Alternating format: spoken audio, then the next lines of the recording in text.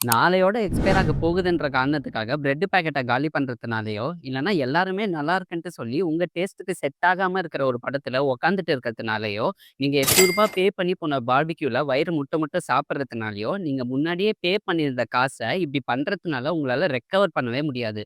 இத தான் chunk cost ஃபாலசின்ட்டு சொல்லுவாங்க.